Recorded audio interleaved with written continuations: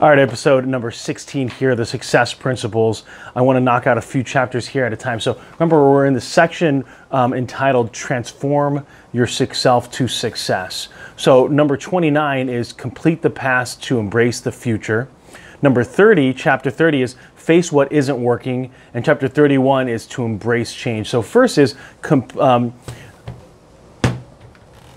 to complete the past to embrace the future. For a lot of people, their past can be painful. And so you want to transform how you feel about your past so that way it doesn't define your future, but it allows you to have the springboard to where you want to go. And that's what I find a lot of times for people's past. It's either an anchor that's dragging you down and holding you back, or it's a springboard and you allow it to take you to that next level, whatever that might be for yourself.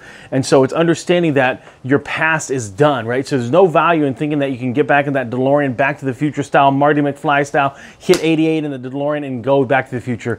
Does not exist. So there's no value in lamenting the terrible past or the poor choices that you made. It's all about getting yourself into the future and where you want to go and what that future ultimately looks like. The next one, chapter is face what isn't working. This is for a lot of people a very difficult thing to be able to do, and that's to be able to recognize when things aren't going well and understanding that, okay, then I need to do something about it.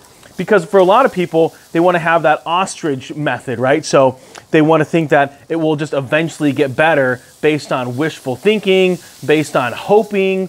So they're not actually doing anything about it. They know that they have things that aren't going right in their life, but they're not willing to do anything about it. It reminds you of a person that you're familiar with, a friend that you have that hates their job, hates their boss, doesn't like the people that they associate with. And you ask them, well, what are you going to do about it? Like, why do you still stay there? Oh, and they have all these great reasons of why they can't make the change, or the person that's in that same dead-end relationship and they know they're not getting treated well, but they're not willing to make the changes in order to get themselves to a better position.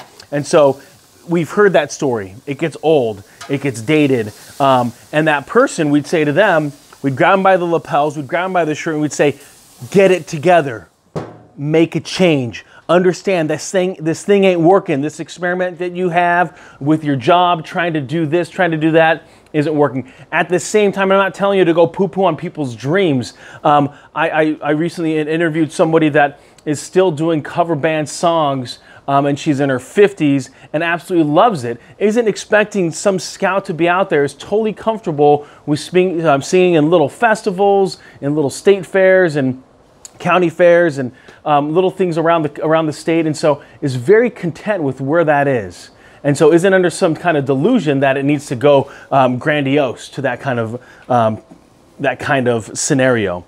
So I'm not telling you that you need to go poo-poo on people's dreams. I'm saying you want to be able to make sure that you yourself know where you are. You yourself know what's not working in your life, and then start making those changes. The last thing is change.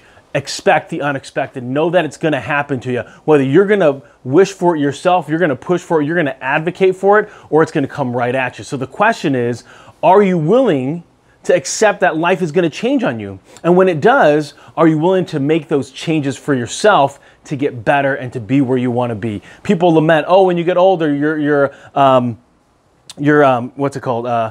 metabolism slows down. Then work out more. Eat less. Like, there are things that you can do, but for you to be able to give me that as the excuse of why you're totally overweight is because you don't have the self-control. You didn't decide to change your diet. You can't. You're old. That's just bullcrap. So stop believing the lies that we allow ourselves to believe, and change. It's coming. Be careful what you wish for, because you just might get it. Sherm's out.